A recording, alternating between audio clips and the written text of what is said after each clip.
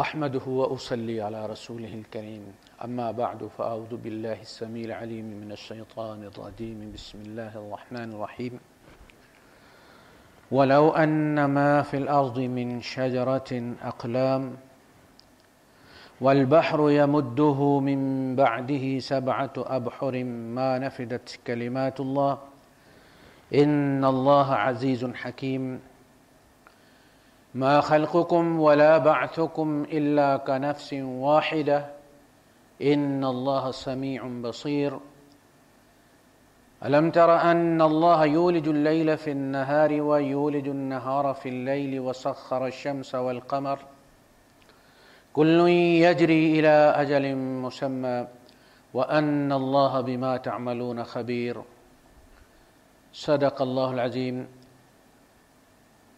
رب اشرح لي صدري ويسر لي أمري واحلل عقدة من لساني يفقهوا قولي آمين يا رب العالمين۔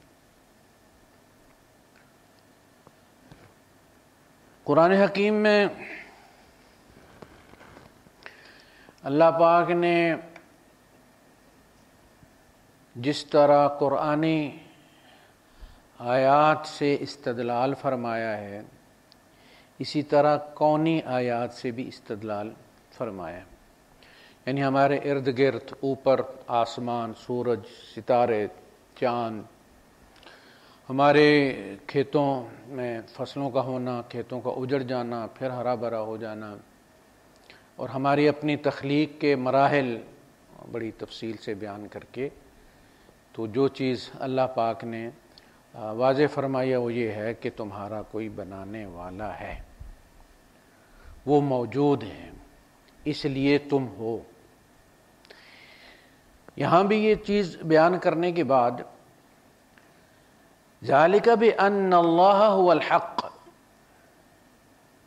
یہ سارا نظام اس لیے چل رہا ہے کہ اللہ واقعتاً ہے، اس کے بغیر یہ نظام چل نہیں سکتا۔ وَأَنَّ مَا يَدْعُونَ مِن دُونِهِ الْبَاطِلِ، اور اللہ کو چھوڑ کے اس کے سوا جس کو بھی وہ پکارتے ہیں، زندے کو یا مردے کو، کھڑے کو یا پڑے ہوئے کو، وہ باطل ہے۔ کائنات میں صرف ایک ہستی کی چلتی ہے، وہی اس کا مالک ہے۔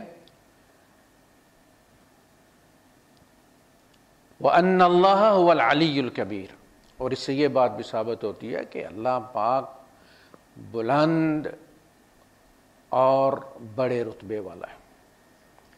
تو اس سے استدلال کیا ہے، جیسا کہ ایک جگہ اللہ پاک فرماتا ہے سَنُرِيهِمْ آيَاتِنَا فِي الْآفَاقِ وَفِي أَنفُسِهِمْ حَتَّى يَتَبَيَّنَ لَهُمْ أَنَّهُ الْحَقُّ،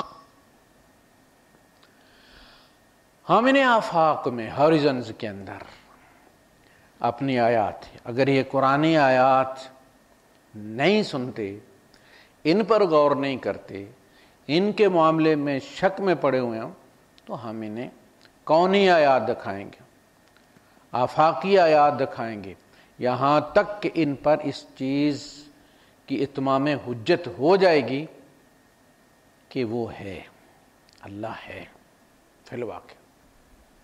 تو ایسا نہیں ہے کہ اللہ پاک نے اپنے وجود کے دلائل نہیں دی ہیں، قرآن بھر دی اللہ پاک نے اپنے وجود کے دلائل سے، یعنی 400-450 آیات احکامات کی ہیں، باقی ساری ہی تو اسی سلسلے میں ہیں۔ اگر کوئی سوال اٹھاتا ہے اللہ پاک کے ہونے یا نہ ہونے کا، تو ایسا نہیں ہے کہ وہ ایک اچھمبے کی بات ہے اور ہمارے پاس اس کا جواب نہیں ہے یا قرآن اس کا جواب نہیں دیتا۔ میں ہمیشہ یہ کہتا ہوں کہ عقل انسانی جو کچھ سوچ سکتی تھی وہ سوچ چکی ہے، اور ان سب کا قیامت تک آنے والے ان وساوس کا اور ان سوالات کا جواب دینے کے لیے قرآن حاضر ہے۔ یہاں فرمایا گیا ہے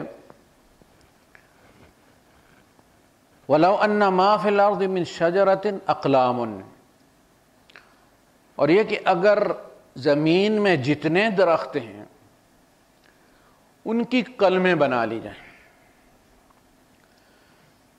وَالْبَحْرُ يَمُدُّهُ مِن بَعْدِهِ 7 أَبْحُرٍ، اور سمندر کو اس کے ساتھ مزید 7 سمندر بنا کر سیاہی بنا لیں،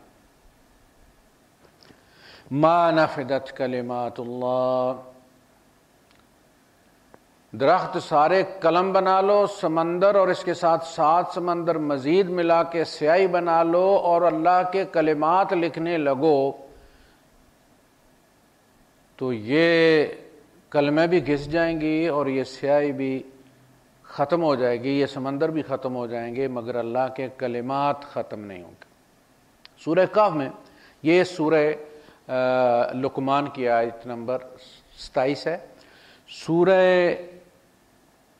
الکہف کی آیت نمبر 109 میں یہی بات فرمائے گی، قُلْ لَوْ كَانَ الْبَحْرُ مِدَادًا لِكَلِمَاتِ رَبِّي لَنَفِدَ الْبَحْرُ قَبْلَ أَن تَنفَدَ كَلِمَاتُ رَبِّي، اگر سمندر میرے رب کے کلمات کا احاطہ کرنے لگ جائے، یعنی سمندر سیاہی بن جائے اور میرے رب کے کلمات لکھنا شروع کر دے تو سمندر ختم ہو جائے گا، لا نافد البحر، یقیناً سمندر ختم ہو جائے گا، من قبل ان تنفد کلمات ربی، اس سے پہلے کہ میرے رب کے کلمات، قبل ان تنفد کلمات ربی، میرے رب کے کلمات اس سے پہلے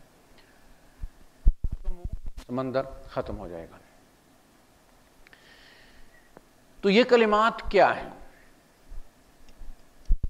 یعنی کلمات سے مراد وہی تو نہیں، یعنی یہ جو آسمانی کتابیں ہیں مجرد شمار میں کہ اللہ پاک نے کتابیں دے دی، سمندر اور اس کے ساتھ مزید 7 سمندر جو آگے لکھنے جاتے ہیں تو یہ ختم ہو جائیں گے، درخت سارے کلمے ہیں تو یہ ختم ہو جائیں گے۔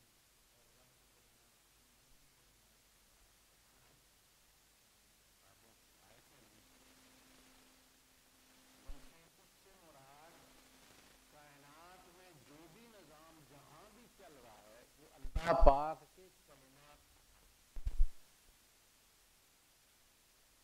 وہ کلمات، وہ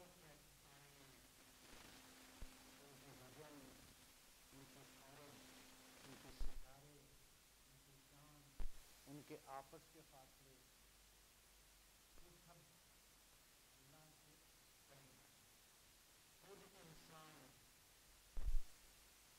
کا اندر اللہ کے کلمات سے بھرا۔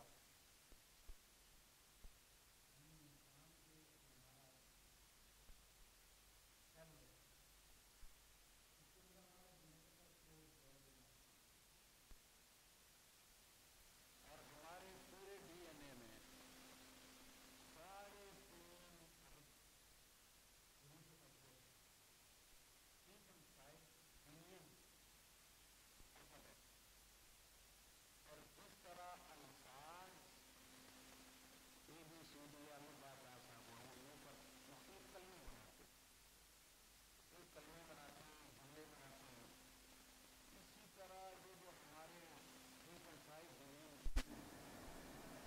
حروف ابجد ہیں، نیوکلیوٹائڈ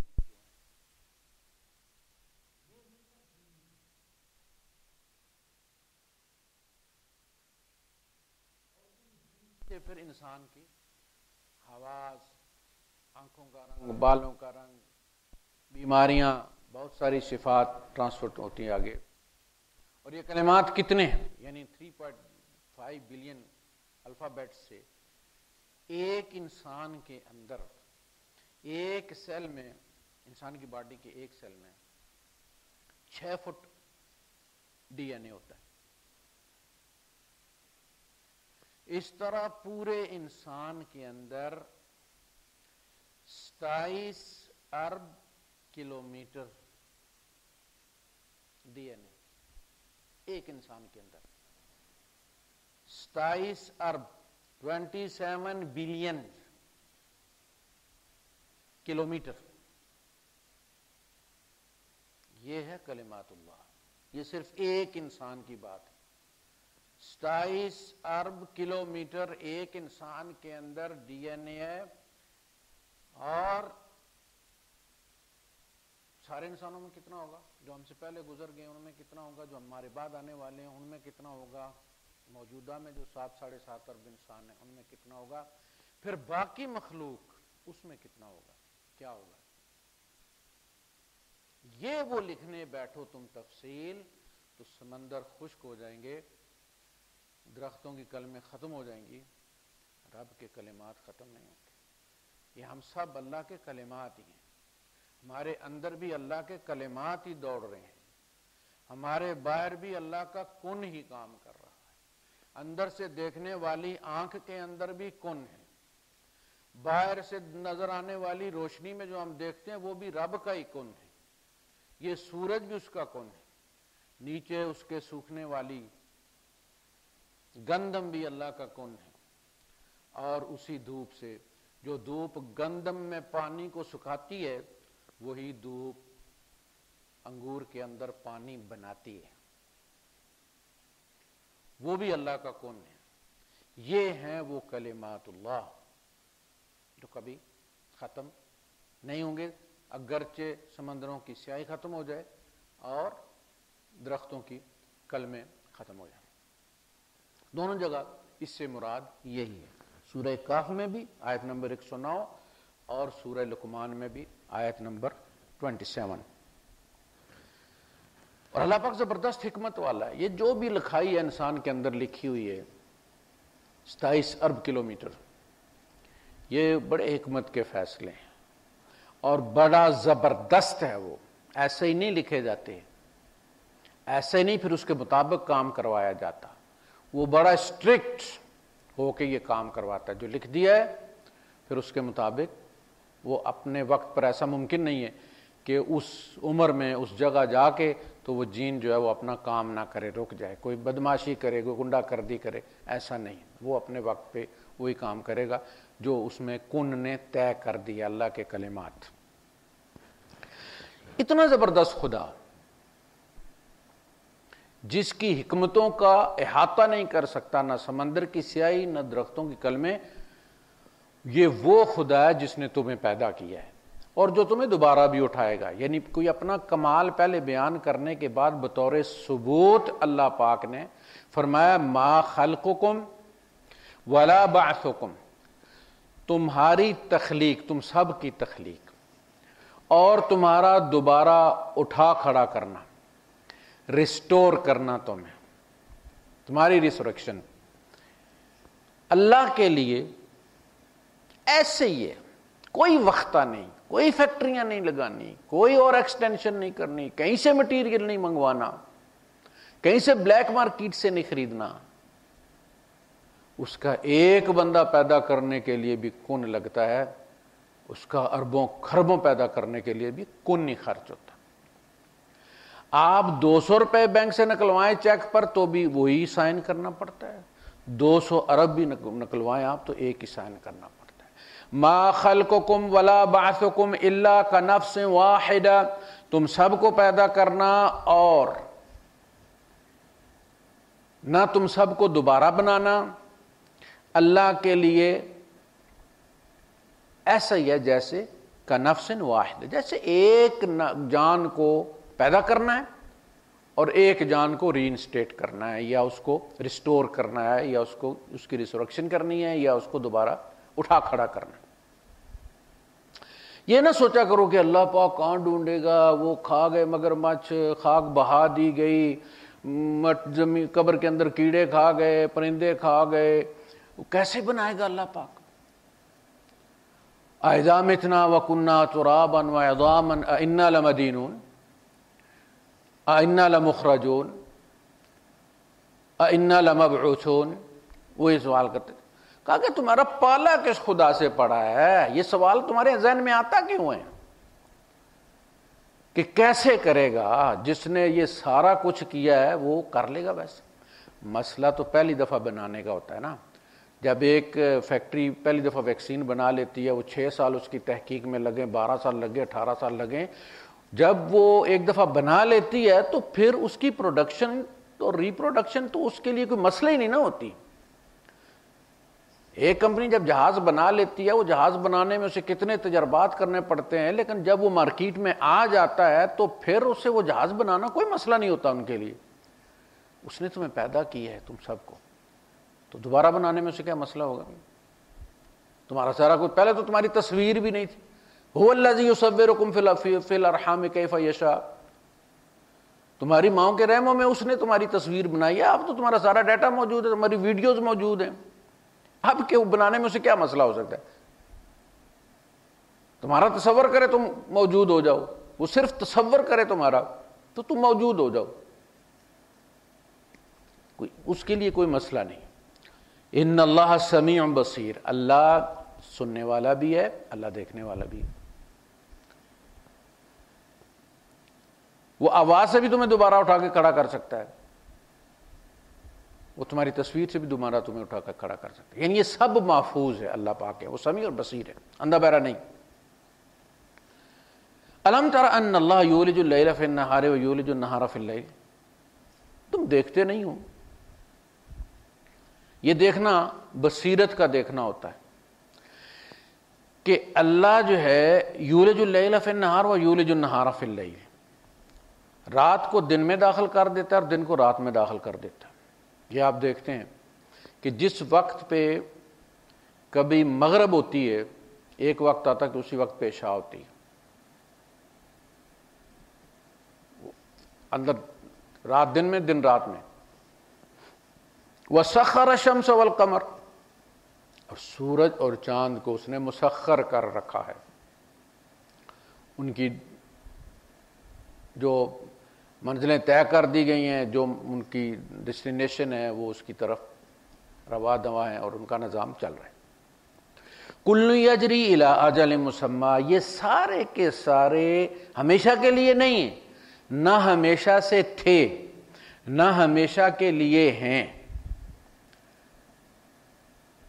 ایک وقت مقرر تک کے لیے یہ چل رہے ہیں۔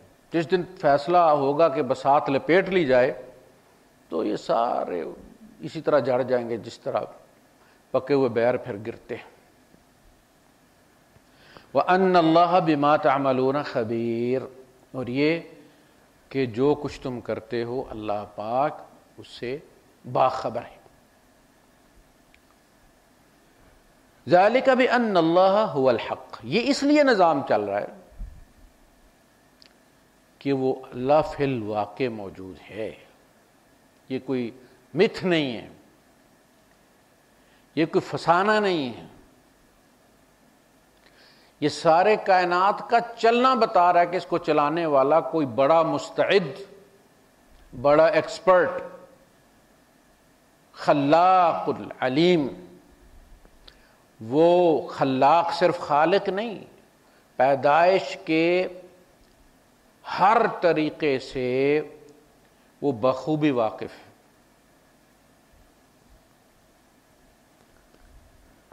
اور اس کے سوا وَأَنَّ مَا يَدْعُونَ مِن دُونِهِ الْبَاطِلُ، اور یہ ہو کہ اس کو چھوڑ کے باقی جن کو بھی تم پکارتے ہو وہ سب باطل ہے۔ وَأَنَّ اللَّهَ هُوَ الْعَلِيُّ الْكَبِيرُ، اور یہ کہ اللہ العلی الکبیر، ہر لحاظ سے بلند مرتبہ بھی ہے اور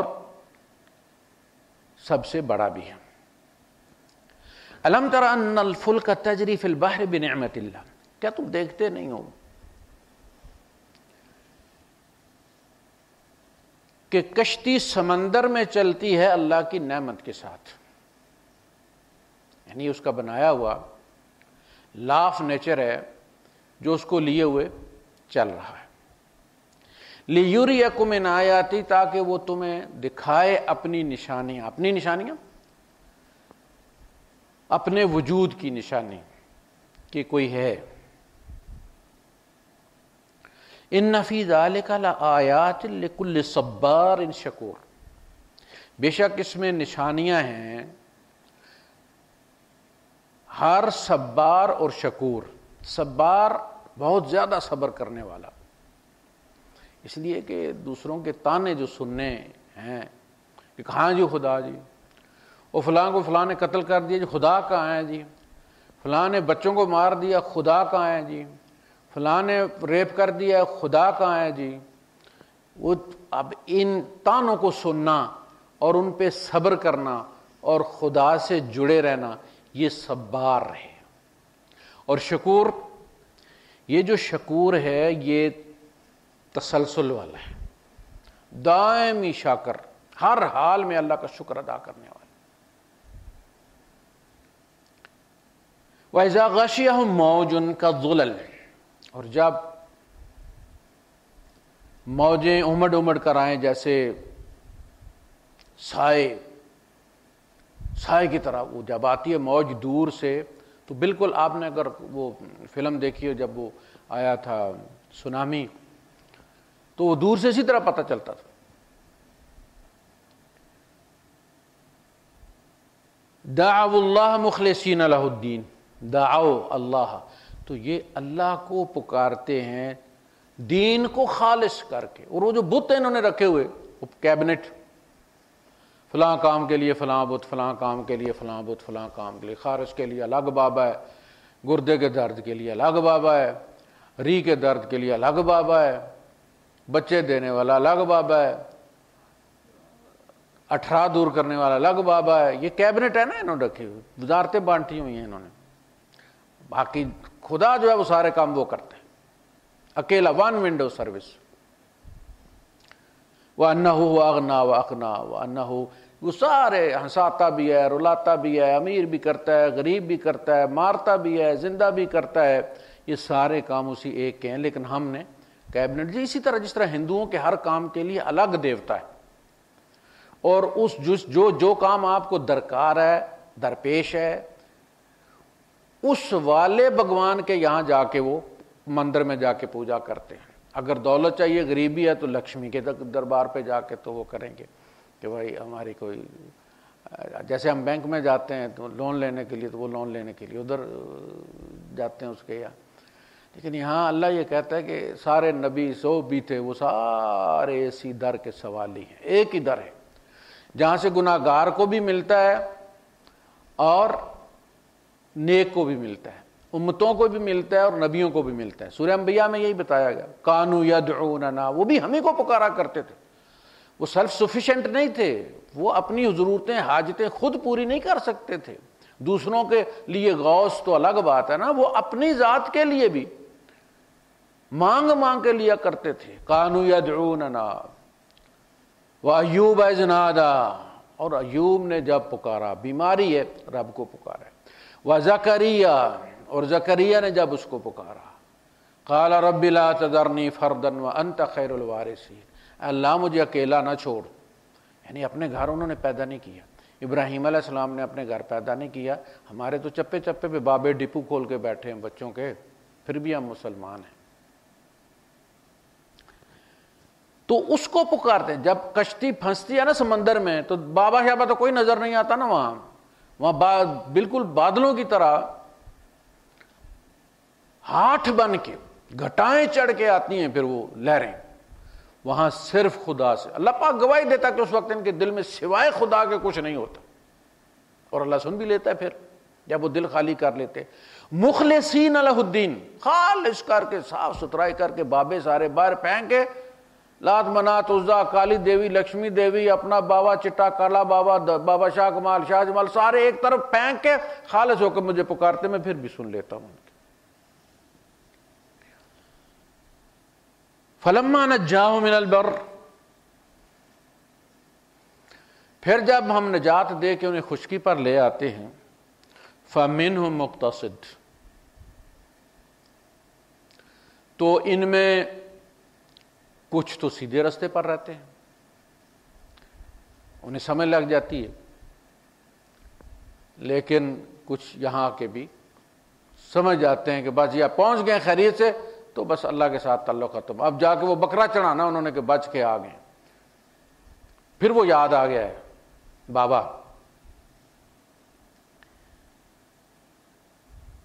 وَمَا يَجْحَدُ بِآيَاتِنَا إِلَّا كُلُّ خَتَّارٍ كَفُورٍ، ناشکرا، یہ ٹھٹھا ہے نا اللہ کے ساتھ. یہ ضرورت پڑی تو اللہ کو پکار لیا، جو ہی کام نکلا تو دوسروں کے پاس چلے گئے. یہ استہزاء ہے اللہ پاک کے ساتھ. یا ایھا الناس اتقوا ربکم، اب اس کو سم اپ کیا جا رہا ہے ساری بحث کو. اے لوگو، اپنے رب سے ڈرو، اپنے رب کا تقوی اختیار کرو، اور ڈرو اس دن سے یوم لا یجزی والد عن ولدہ، جس دن کوئی باپ اپنے بیٹے کے کام نہیں آ سکے گا۔ یہی ضروری رشتے ہوتے ہیں جس کے لیے انسان اپنا آپ بیچ دیتا ہے، قربانی دیتا ہے، قرض لے کے اولاد کی ضرورت پوری کرتا ہے، قرضے لے کے اولاد کو پڑھاتا ہے، لیکن وہاں یہ نہیں ہوگا۔ یوم لا یجزی والد عن ولدہ ولا مولود هو جاز عن والدہ شیئا، اور نہ ہی مولود، نہ ہی بیٹا، نہ ہی اولاد باپ کی طرف سے کوئی بدلہ دے سکے گی۔ یعنی وہ یہ کہے کہ جی میرے ابا جی کو اتنے سال معاف کر دو، مجھے ان کی جگہ اتنا زیادہ عذاب دے دیں آپ، اتنے زیادہ سال مجھے رکھ لیں، ابو کو چھوڑ دیں۔ ہر بندہ اپنی اپنی فکر میں ہوگا کہ میں نکلوں کسی طرح۔ جیسے فرمایا نا کہ یود المجرم لو یفتدی،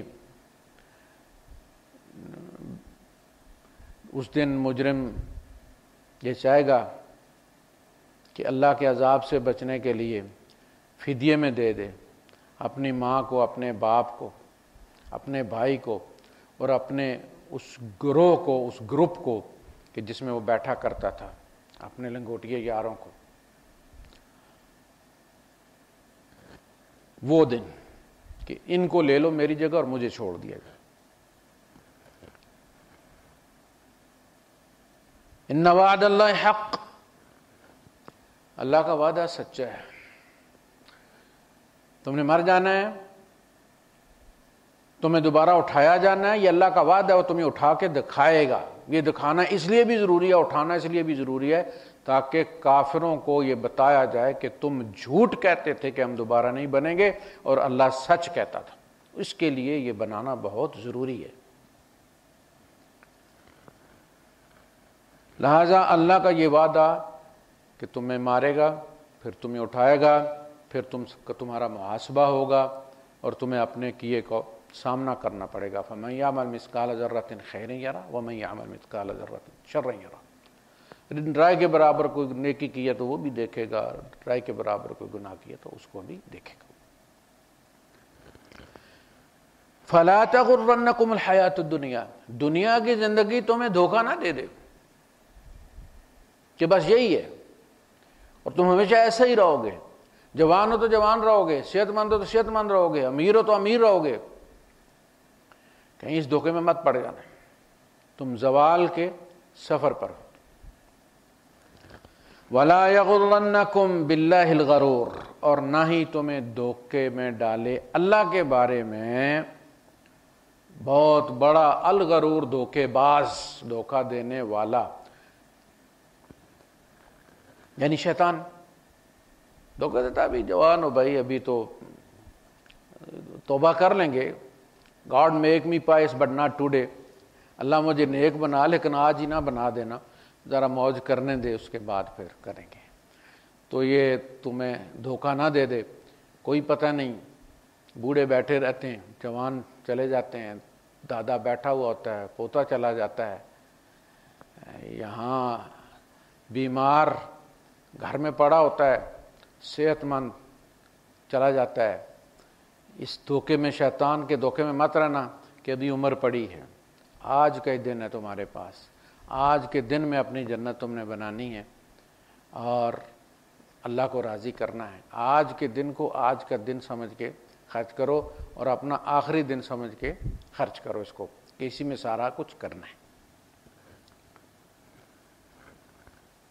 ان اللہ عندہ علم الساعہ، بے شک اللہ کے پاس قیامت کا علم ہے۔ بڑی سیدھی سی بات ہے، اس میں اللہ نے کسی کو شریک نہیں کیا۔ اللہ پاک فرماتا ہے نا، یسألونک کأنک حفی عنہا، اے نبی آپ سے یہ اس طرح سوال کرتے ہیں قیامت کے بارے میں کب آئے گی جیسے آپ کو پتہ ہے۔ قل انما علمها عند ربی، ان سے کہو کہ اس کا علم میرے رب کے پاس، لا یجلیھا لوقتھا الا ہو، اس کے سوا کوئی بھی نہیں جانتا اس کے وقت کو۔ لا تأتیکم الا بغتہ، وہ تمہیں اچانک ہی آ کے پکڑے گی۔ اس لیے عموماً جتنی بھی وہ نشانیاں بتائی جاتی ہیں قیامت کی، ضروری نہیں کہ وہ ساری ہی سچی ہوں، بہت ساری کہانیاں بھی بنائی گئی ہیں اس میں. جب بھی آئے گی، جس کے لیے بھی آئے گی، ایسا نہیں ہے کہ بندہ اب دیکھنا شروع کر دے گا کہ جی یہ نشانی فلاں پوری ہو گئی ہے اور کل آ جائے گی قیامت. وہ تم کو اچانک ہی آئے گی، ہراساں کر دے گی. اللہ پاک فرماتا کہ وہ سکتے میں آ جائیں گے کہ یہ ہو کیا گیا، ہو کیا رہا ہے. یا ایھا الناس اتقوا ربکم ان زلزلۃ الساعۃ شیء عظیم یوم ترونها تذهل كل مرضعة عما ارضعت وتضع كل ذات حمل حملها وترى الناس سکارى وما هم بسکارى ولكن عذاب اللہ شدید. اے لوگو اپنے رب کا تقوی اختیار کرو، بے شک قیامت کا زلزلہ بڑی عظیم چیز ہے، بہت بڑا ایونٹ ہے. وہ جس دن تم دیکھو گے کہ دودھ پلانے والی دودھ پیتے بچے سے غافل ہو جائے گی. جب عورت دودھ پلا رہی ہوتی ہے بچے کو تو سب سے زیادہ جو ہے وہ کنسنٹریٹڈ ہوتی ہے اس وقت اس کے ساتھ، بچے کے ساتھ. کبھی اس کے سر پہ ہاتھ پھیر رہی ہوتی ہے، کبھی فرمایا بھول جائے گی کہ میری گودی میں بچہ تھا. اس کو چھوڑ چھاڑ کے اٹھ کے بھاگے گی. وہ حمل والیوں کے حمل گر جائیں گے اور تم دیکھو گے کہ لوگ لڑکھڑاتے پھریں گے گویا نشے میں. وما هم بسکارى، مگر وہ نشے میں نہیں ہے. ان عذاب اللہ شدید، اللہ کا عذاب اتنا سخت ہے کہ پاؤں نہیں ٹک رہے. تو اچانک آئے گی، وہ نشانیاں دیکھ کے آپ اسے نہیں ڈھونڈ سکتے. پہلی بات وَيُنَزِّلُ الْغَيْثَ، اور بارش کو اتارتا ہے. یہ ہے غیث، اسی سے وہ لفظ غوث بنا ہے. فلاں غوث ہے جی، فلاں یہ کرتا ہے جی، فلاں کتب ہے جی، فلاں ابدال. غوث یہ جو آپ کے استغاثے کو پہنچے، آپ کی فریاد کو پہنچے. غیث کو بارش کو غیث اسی لیے کہا گیا کہ وہ آپ کی مدد کو پہنچتی ہے. اللہ اسے بھیجتا ہے، اللہ اس کو برساتا ہے. اس نے سسٹم ایسا بنایا ہے، وہ اٹھتی ہے، کھارے پانی سے اٹھتی ہے اور میٹھا پانی اٹھتا ہے، نمک پیچھے رہ جاتا ہے. وہ برستا ہے، پہاڑوں پہ جا کے برستا ہے، برف سٹاک ہو جاتی ہے، پھر گرمی لاتا ہے اللہ، اس کو پگھلا کے پھر سب سوائل واٹر کا جو ہے وہ بھی لیول برابر رکھتا ہے. دریاؤں میں بھی آتا ہے، کنوؤں میں بھی آتا ہے، ٹیوب ویلز بھی لگتے ہیں. یہ سارا نظام اس خدا کا بنایا ہوا ہے. صرف بارش کے ساتھ جڑا ہوا وہ سارا سسٹم، جا کے اس کو لے کے جانا، وہاں برسانا، وہاں محفوظ رکھنا. اللہ پاک نے فرمایا فَأَسْكَنَّاهُ فِي الْأَرْضِ، ہم نے اس کو زمین میں ٹھہرایا.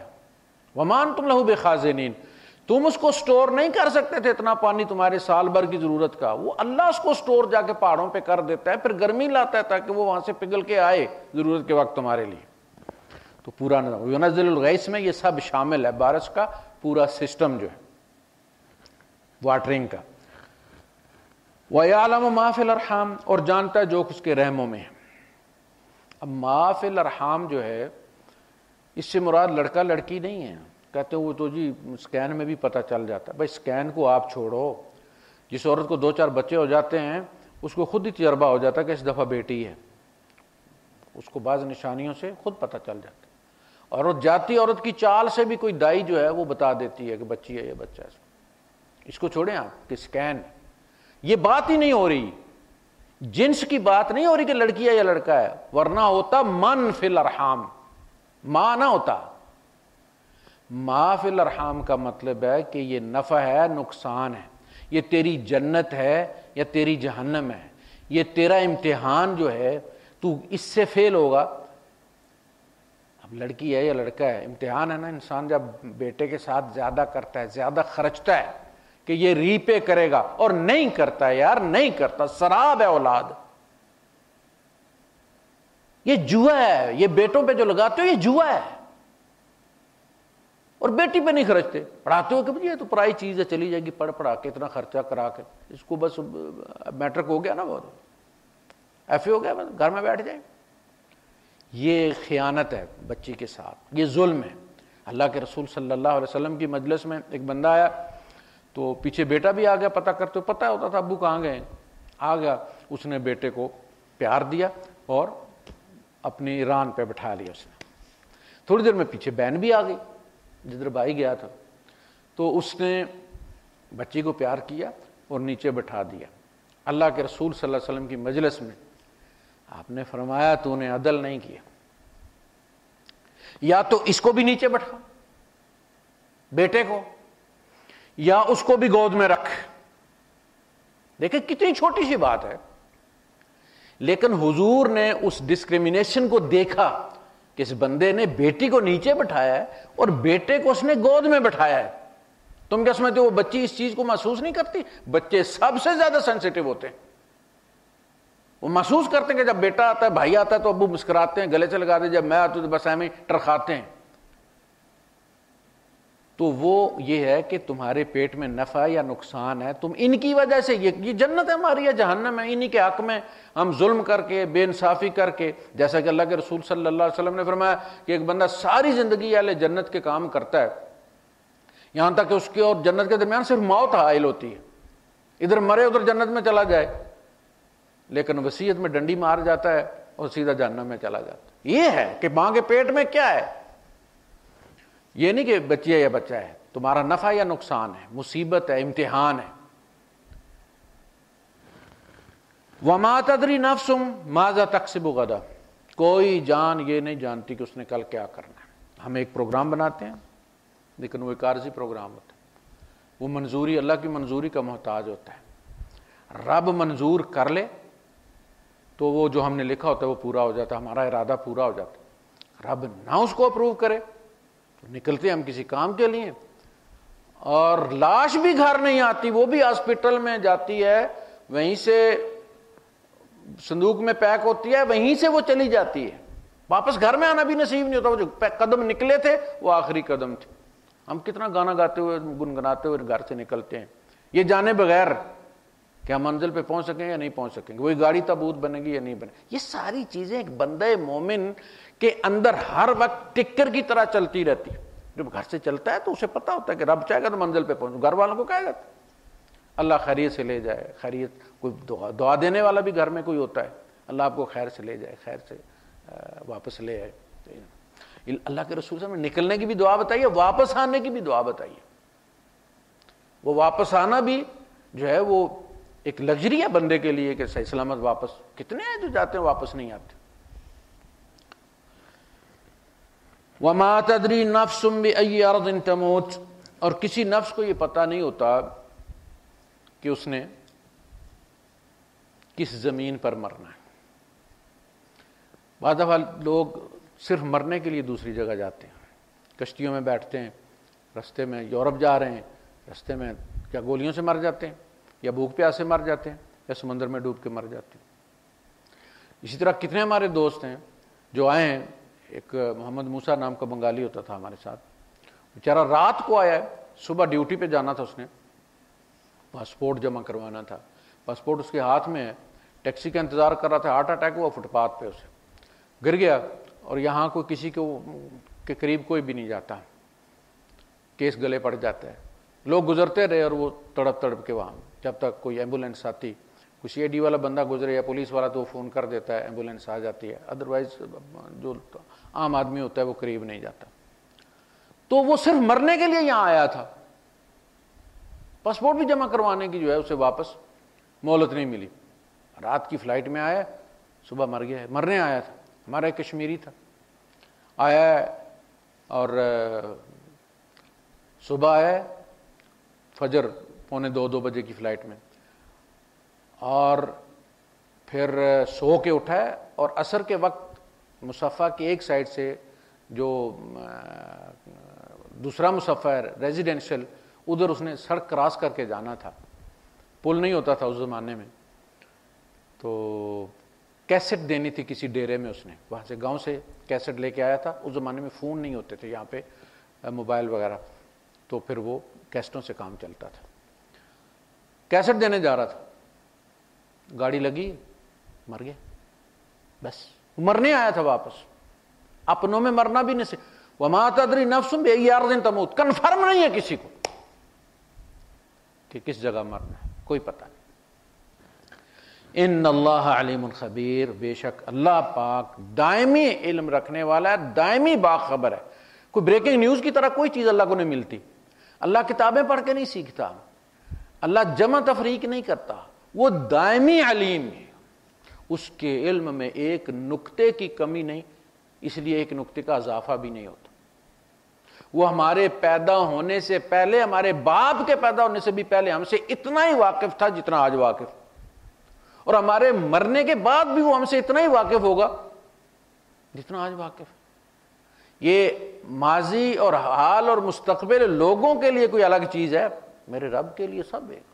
هو اعلم بكم اذ انشأكم من الارض، وہ تم سے اس وقت بھی بخوبی واقف تھا جب اس نے زمین سے تمہیں اٹھایا، تمہیں انشأکم، ریت کا وہ ذرہ جو آدم کے اندر تمہارے حصے کا تھا جس میں تم تھے، اس وقت بھی وہ تمہیں بخوبی جانتا، اسی طرح جانتا تھا جس طرح اب تمہیں کام کرتے ہوئے دیکھ کے جان رہا ہے۔ اس نے تمہیں پیدا کر کے نہیں جانا، اس نے تمہیں جان کے پیدا کیا۔ وَإِذْ أَنْتُمْ أَجِنَّةٌ فِي بُطُونِ أُمَّهَاتِكُمْ، اور جب تم ایک چھوٹا سا جن ہوتے، جن نادیدہ چیز جو دوسروں کو نظر نہ آئے، ماؤں کی رحموں میں تم جنین تھے، لوگوں سے پوشیدہ ایک مخلوق تھے، وہ اس وقت بھی تم سے واقف تھا کہ یہ پروفیسر ہے اور یہ اس کے فلاں سٹوڈنٹس ہیں، فلاں سال میں یہ ہیں، فلاں سال میں یہ ہیں، وہ اس وقت بھی اس سے واقف تھا۔ اس کے لیے کوئی چیز نہیں ہے کہ مجھے ڈگری ملی ہے تو اللہ کو پتہ چلا کہ اب یہ نہیں، وہ ڈگری اس کو یہاں ملی تھی تو مجھے ملی ہے۔ دائمی علم والا، دائمی باخبر۔ وآخر دعوانا الحمدللہ رب العالمین۔ اتنا لمبا کرنے کی میرا پروگرام نہیں تھا، لیکن چونکہ سورت کا اینڈ تھا لہذا میں نے کہا چلیں اس کو اس نشست میں ختم کر دیتے ہیں۔ وآخر دعوانا الحمدللہ رب العالمین۔